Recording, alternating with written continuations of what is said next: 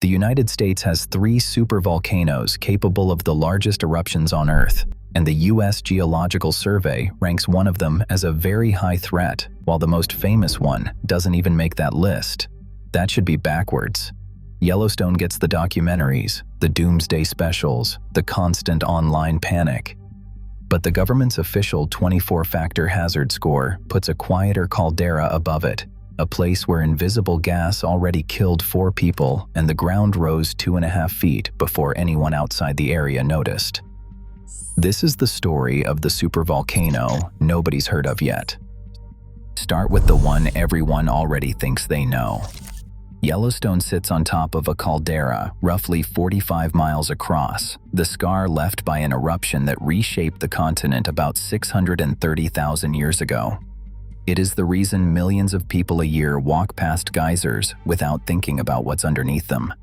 It is also, right now, doing almost nothing. The Yellowstone Volcano Observatory's most recent monthly update puts the volcano at normal alert level and green aviation code. In June alone, the University of Utah's Seismic network located 118 earthquakes in the park, and the largest one barely registered, a magnitude 2.4 south of Lake. A patch of uplift that started rising on the North Caldera rim back in July of last year quietly stopped climbing by mid-January. There was a small hydrothermal explosion at Biscuit Basin in June, water and steam breaking through the ground without warning, the kind of event this park sees on and off. It didn't move the alert level at all. That's the entire headline right now. Background noise, watched around the clock by a 9-organization scientific consortium running seismometers, GPS receivers, and gas sensors across 6 states. Stand on one of those boardwalks, and the ground is warm through your boots, steam drifting sideways in the wind, the low rumble of a geyser building somewhere out of sight. It feels ancient and half alive.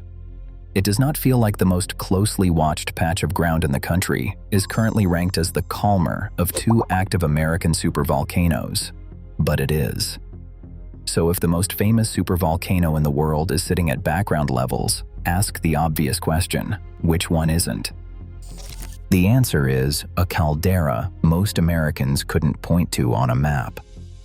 Long Valley sits in eastern California, on the edge of the Sierra Nevada, wrapped around a ski town called Mammoth Lakes.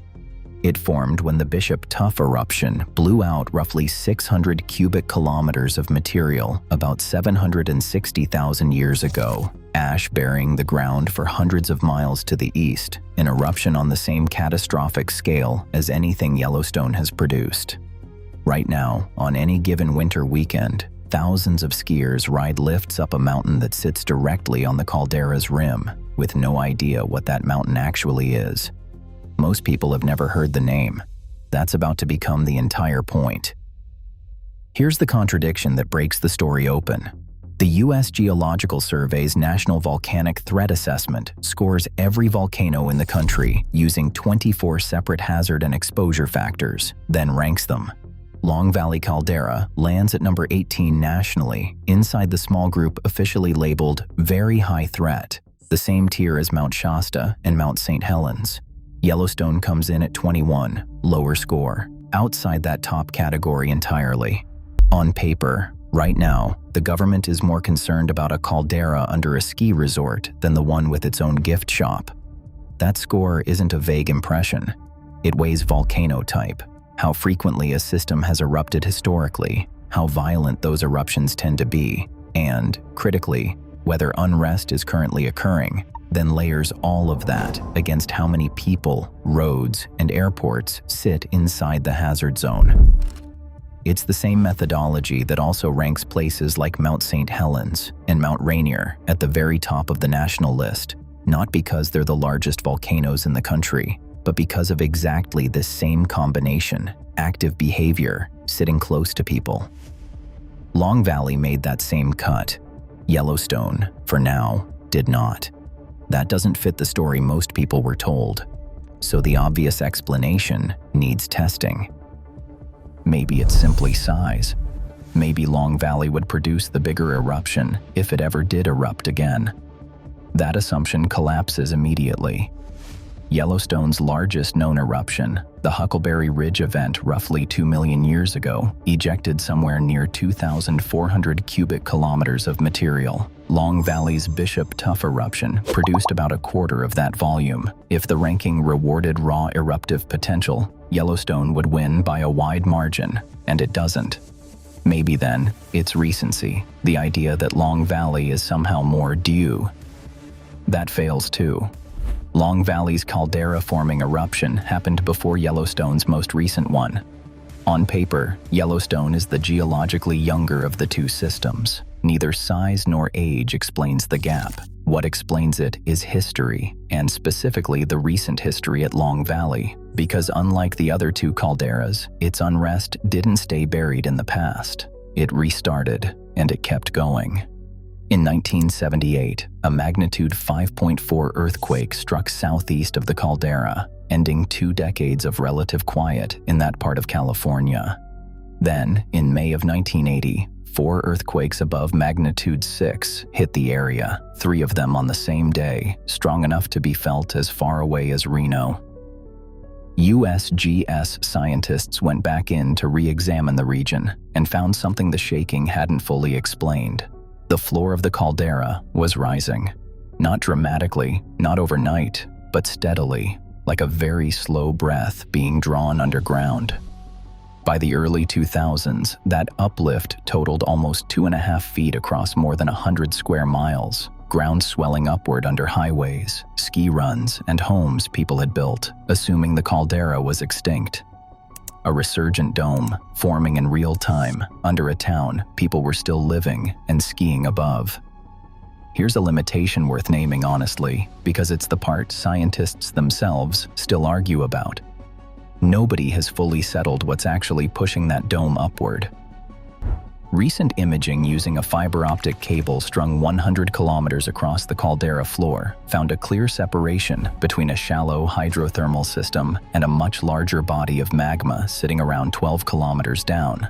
But whether the uplift comes from that magma intruding higher into the crust, or simply from pressurized water and gas being released from it, remains genuinely unresolved. That's not scientific failure.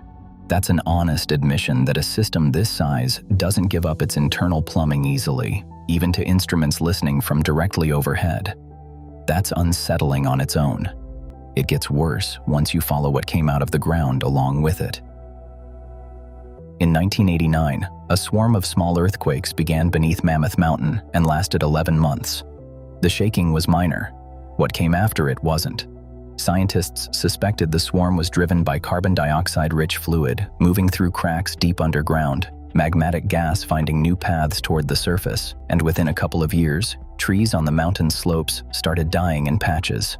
Whole stands went brown and bare within a single season, killed by carbon dioxide seeping up through the soil and displacing the oxygen their roots needed. That's the mechanism working exactly as geologists would expect from a restless volcanic system. What nobody fully prepared for was what came next. Carbon dioxide is heavier than air. It doesn't disperse in still, enclosed spaces. It sinks and pools, the way water settles into a low spot. Snow-covered ground creates exactly those low spots, sealed pockets where warm gas rising from the mountain has nowhere to go. On May 24, 1998, someone was killed by that gas. On April 6, 2006, 3 more people died the same way, asphyxiated after falling into a snow-covered fissure where carbon dioxide had pooled instead of dispersing. No smell, no color, no warning before it happened. 4 deaths from a volcano most of the country doesn't know exists. That's not a historical footnote. That's the reason Long Valley scores where it does. And here's the detail that should change how you're picturing it right now. This isn't dormant history being recounted for effect. As of this year, Long Valley sits at normal alert level 2, just like Yellowstone. Background seismicity, typically several magnitude 2 earthquakes a day. Minor ground deformation. Carbon dioxide emissions described by monitoring agencies as typical, meaning under roughly 500 tons a day at Mammoth Mountain, tracked continuously so that authorities would know the moment it climbed above that line. Local officials even keep a color-coded condition status just for this one caldera: green for background, yellow for a watch, orange for accelerating unrest. quietly running in parallel with the federal alert level most people have never checked. Same reassuring word USGS uses for Yellowstone. Completely different meaning underneath it, because typical at Long Valley still means an active magmatic system venting gas through soil beneath a resort town already responsible for 4 confirmed deaths. Calm and safe are not the same word, even when officials are technically allowed to use both. So why does the ranking favor the caldera fewer people have heard of over the one with the bigger crowds and the bigger eruption history? Because the threat score was never a measurement of raw geological power. It's a combination of hazard and exposure, factoring in population, buildings, roads, and airports sitting on or near the hazard zone, weighed against how active the system has actually been. Long Valley has spent nearly 5 decades in a documented, near-continuous state of unrest, quakes, uplift, gas, a renewed inflation episode from 2011 through at least 2016, sitting directly beneath a year-round population and a major ski destination people build homes inside every winter.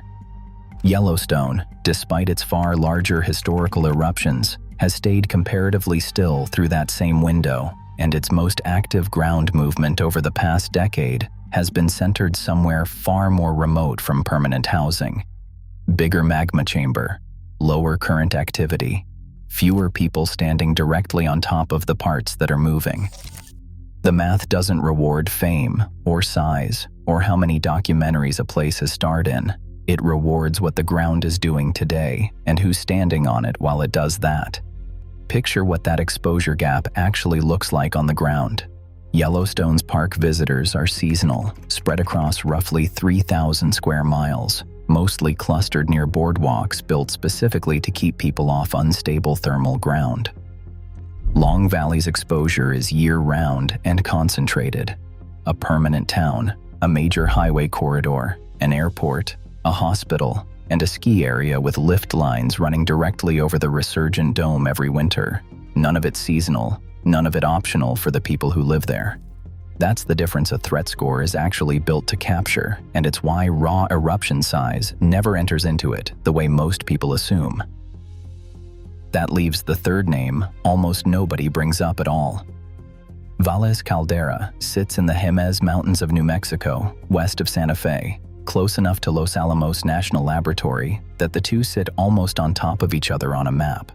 It is the oldest of the three, the site of 2 separate caldera-forming eruptions over the past 1.5 million years, with its most recent volcanic activity around 40,000 years back.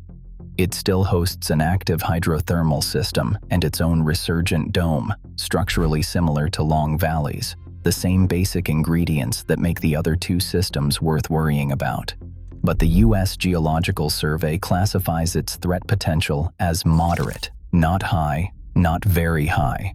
No sustained earthquake swarms, no confirmed carbon dioxide fatalities, no decades-long inflation episode chewing through highways and ski runs. Same recipe, without the same unrest, and that single difference is the whole reason its threat ranking sits well below the other 2. It is the control group in this story, proof that having the right geological ingredients isn't what moves a caldera up the list. Staying active is. Here's the comparison that makes this genuinely uneasy, and it isn't hypothetical. Restless calderas elsewhere in the world have gone on to erupt after periods of unrest that looked a lot like this. Rabaul caldera in Papua New Guinea erupted in 1994 after a comparatively short buildup. The Izu volcanic complex in Japan did the same in 1989. Both are the reason USGS scientists keep insisting Long Valley needs continuous, careful watching instead of a shrug. That's the scale of concern worth taking seriously. But the comparison has a hard edge, and it runs the other way just as strongly. The same body of research on calderas worldwide shows that unrest, including the exact kind Long Valley has shown since 1978, can continue for decades or even centuries without ever producing an eruption. Long Valley is already deep into its 5th decade of restlessness, with no eruption to show for it. Rabaul and Izu tell you why the monitoring never stops. They don't tell you an eruption is due. Structural similarity is not a shared outcome, and nobody credible is claiming it is. Which raises an obvious next question. If two of these three restless systems sit almost 2,000 miles apart, are they actually connected? Is something bigger moving underneath the American West? No. And this is where an apparent pattern needs to be corrected before it turns into something it isn't. Yellowstone sits above a mantle hotspot that's been dragging a trail of ancient eruptions across the Snake River Plain for millions of years, independent of California entirely. Long Valley formed from crustal stretching where the Sierra Nevada meets the Basin and Range, a completely different tectonic environment. Valles Caldera exists because of rifting associated with the Rio Grande, a third unrelated structural system. 3 separate mechanisms, 3 separate plumbing systems, no shared trigger linking them. Any online theory connecting their timing is coincidence dressed up as pattern. The correction matters because it's tempting to turn 3 data points into a countdown, and the geology simply doesn't support that leap. Here's the other correction worth making before this goes further. Very high threat does not mean an eruption is coming soon, or coming at all in any predictable window. The ranking measures potential impact if an eruption eventually happened, weighed against how many people and how much infrastructure would be affected. It is a tool for prioritizing monitoring funding and emergency planning, not a forecast. The odds of any of these 3 erupting in a given year remain extremely low, and unrest at a caldera, even unrest that has persisted since the late 1970s, has been documented to continue for decades or centuries without ever tipping into eruption elsewhere in the world. Long Valley ranking above Yellowstone is a statement about what is happening in the ground right now and who lives on top of it. It is not a countdown clock. What is unresolved is simpler and more immediate than any eruption scenario. It is whether the inflation cycle that paused around 2016 stays paused, or whether the resurgent dome starts climbing again the way it did in 1980 and again in 2011. That single variable, tracked continuously by GPS stations planted across the caldera floor, is the one thing that would actually change the story. So here is where the 3 calderas actually stand. Confirmed. All 3 are real. All 3 are capable of eruptions on a scale almost nothing else on the continent can match. And right now, all 3 sit at normal alert status, watched continuously by dedicated observatories rather than left to guesswork. Confirmed. Long Valley's official threat ranking sits above Yellowstone specifically because of nearly 5 decades of measurable unrest and the permanent population living directly on it. Not because it is somehow more primed to erupt, or because its magma chamber is larger. It is not, and it does not need to be. Confirmed. 4 deaths from volcanic gas already happened there, quietly, without most of the country ever connecting them to the volcano underneath. Interpretation. The uplift is real and ongoing, but whether it is driven by magma pushing upward or by pressurized fluid venting off that magma remains an open scientific argument, not a settled fact anyone is hiding. Unresolved. Whether the current lull in ground deformation holds, or whether the dome starts rising again the way it has twice before. What would change the assessment? A return to the uplift rates seen in 1980 or 2011, a measurable rise in carbon dioxide output above that roughly 500 tons per day background, or a new earthquake swarm beneath Mammoth Mountain sustained long enough to register as more than routine chatter on a seismograph. None of that is happening this week. The alert level says so, plainly, in writing. But somewhere under a ski slope in eastern California, GPS receivers are still logging the ground's position to the millimeter, and continuous gas monitors are still pulling readings from soil where trees died 30 years ago, tracking a system that has spent nearly half a century breathing in ways Yellowstone, for now, is not.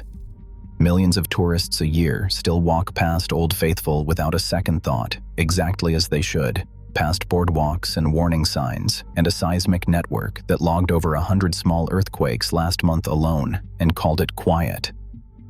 Under Mammoth Mountain, in the same quiet, the instruments keep listening anyway, waiting for the one signal that would turn typical into something else.